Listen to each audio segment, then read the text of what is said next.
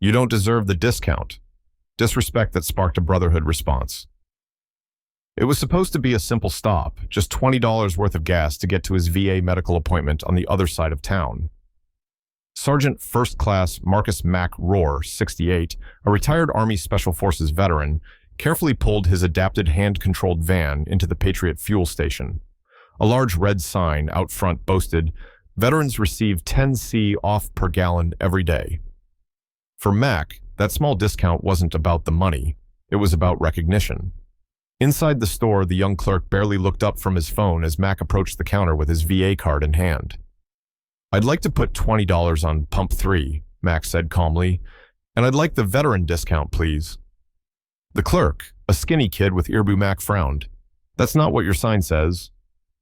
Well, The insult hit harder than expected. Mack wasn't there asking for charity. He was a veteran who'd given decades to this country, now facing public dismissal by someone who had no idea what that service had cost. His voice low and steady, Mack replied, "Son, But Kyle wasn't interested in fairness or respect. "Look," he said, waving him off.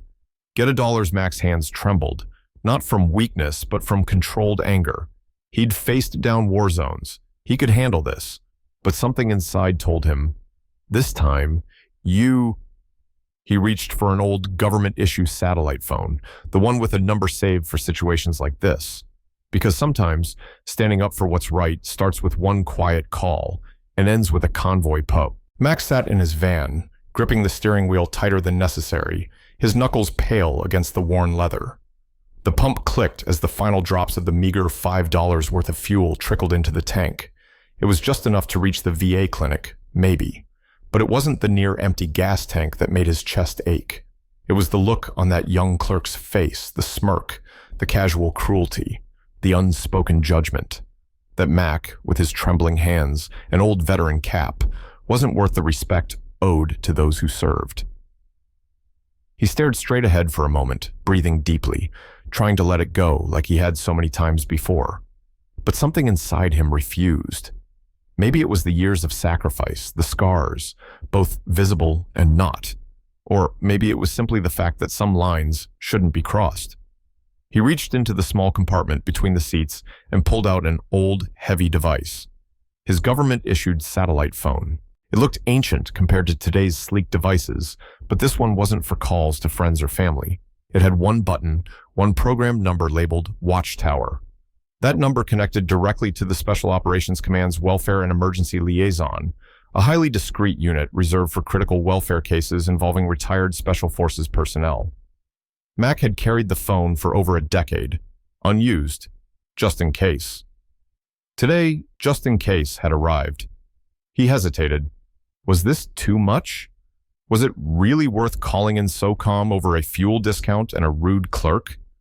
Then he remembered the young man's mocking tone. Maybe just get $1 worth and move along. And the heat of humiliation rose again. He pressed the button. The line connected instantly. A calm, clear voice answered. "Watchtower, identify." "ROR Marcus," Mack said, voice firm. "Sierra Foxtrot 90, requesting welfare check and assistance." "Oh." He gave his location, Patriot Fuel, corner of Elm and Main. Denied advertised veterans discount. Subjected to public disrespect by civilian employee. Fuel critical for medical transport to VA clinic. There was a brief pause. Then the voice responded, crisp and unwavering. "Understood, SFC Rohr.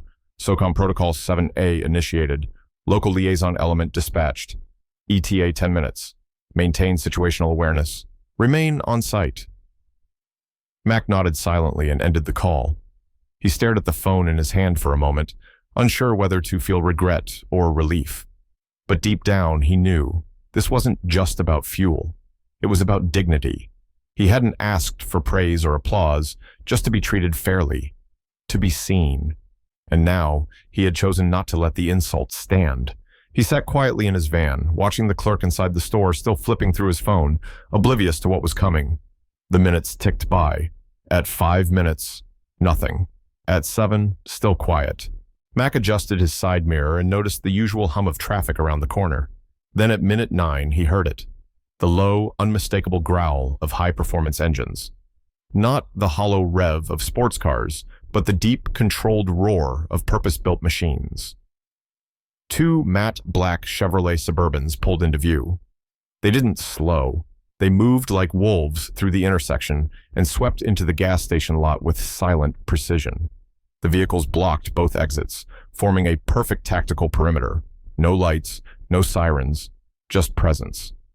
Four men stepped out wearing jeans, tactical boots, and dark jackets. Their eyes were hidden behind sunglasses, their movements calm but calculated. Mac didn't need insignias to know who they were. He had once moved the same way. These were operators, brothers. The tallest one walked straight to Mac's window and tapped once. Mac rolled it down. "Sergeant First Class Rohr?" the man asked. "Yes. Master Chief Thompson, Naval Special Warfare," he said, offering a respectful nod. "We received your call, heard you had trouble getting a fill-up and encountered some unacceptable treatment." Mac swallowed hard and managed a slight smile. "Something like that." "Well," Thompson said, signaling to one of his men who had already begun filling Mac's tank, "let's make it right." Another SEAL strode into the convenience store without a word, military payment device in hand. Mac watched as Kyle's smirk vanished. And for the first time that day, Mac didn't feel small. He felt remembered. Inside the gas station, the atmosphere shifted in an instant. Kyle, the young clerk who had mocked Mac just minutes earlier, froze mid-scroll on his phone as the Navy SEAL walked through the door. The man didn't raise his voice, didn't make a scene. He didn't have to. His calm, focused presence said everything. He walked straight to the counter, planting the encrypted military payment device on it with quiet finality. "This station offers a veteran's discount on fuel, correct?" he asked, voice smooth but firm. Kyle, pale now, nodded quickly, his previous bravado dissolving. "Good," the SEAL replied. "You're going to process a full tank for Sergeant First Class Marcus Rohr with the maximum applicable discount.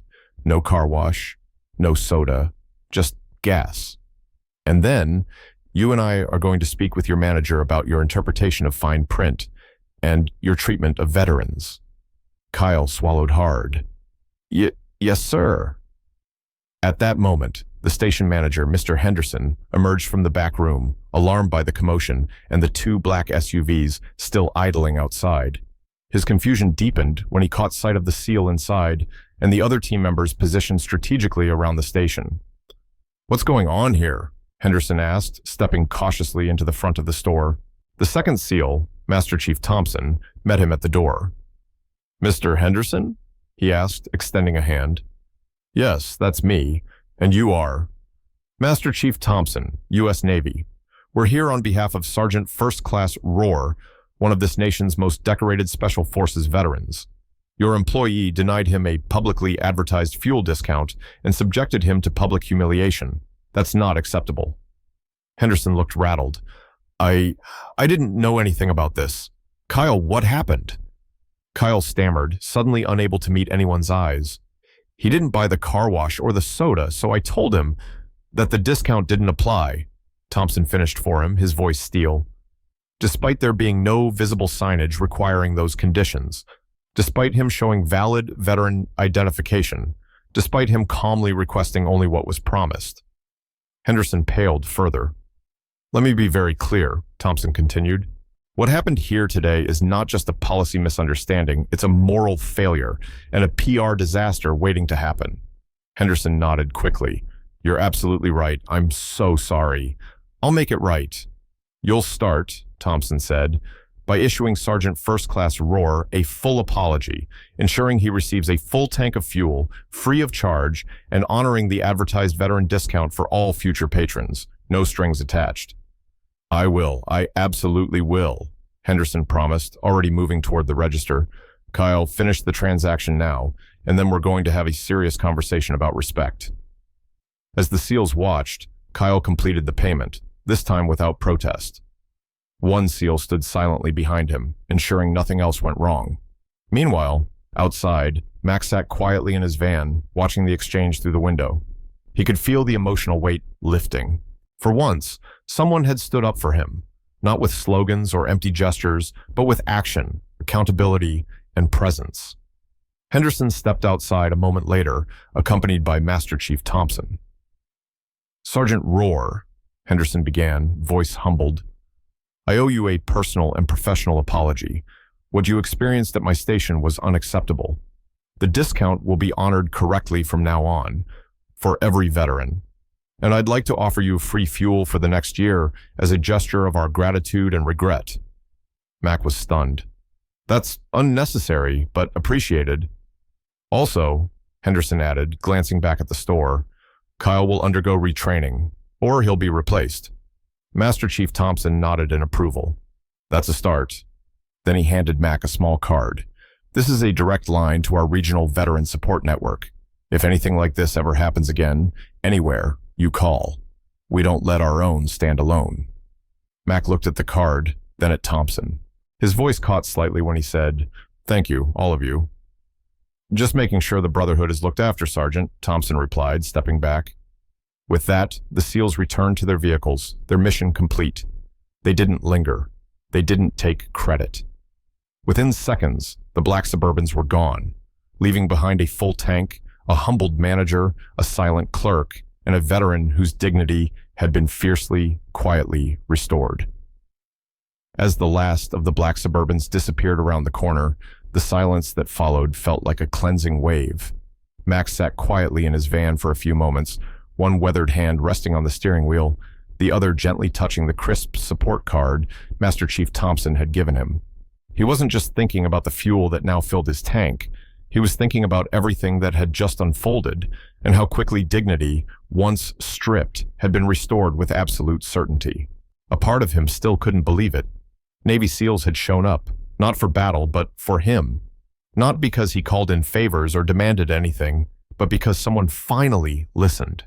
Someone respected the quiet weight veterans carry, the unspoken burden of service, sacrifice, and aging in a world that often forgets.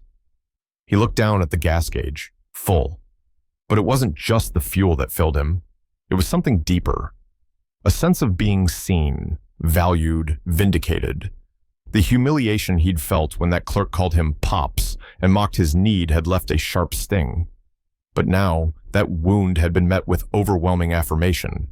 You matter, your service matters, and no one gets to treat you like you don't belong. Driving toward the VA clinic, Mac noticed how the city looked different, quieter somehow, more respectful. It wasn't the streets that had changed, it was him. His pride had been bruised earlier, but now it surged, not out of arrogance, but in knowing that brotherhood still existed. He thought about the other veterans out there, those who might have just walked away or felt too tired to fight for what they'd earned. He hoped they'd hear his story. He hoped they'd know it was okay to stand tall again. By the time he reached the clinic parking lot, Mac had made up his mind. He wouldn't just tell his doctor about the checkup. He'd tell him everything. The insult, the call, the response. Because stories like this weren't just about gas stations. They were about identity. About never letting quiet heroes be overlooked. Sometimes, the deepest battles aren't fought with weapons, but with dignity. Respect isn't just about grand gestures. It's about everyday moments when people choose kindness over power, understanding over pride.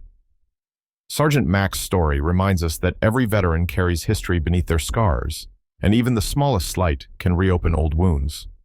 If this story moved you, type "respect always" in the comments.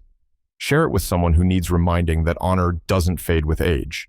And don't forget to subscribe to our channel, because we'll keep telling these stories until every hero knows they're never standing alone.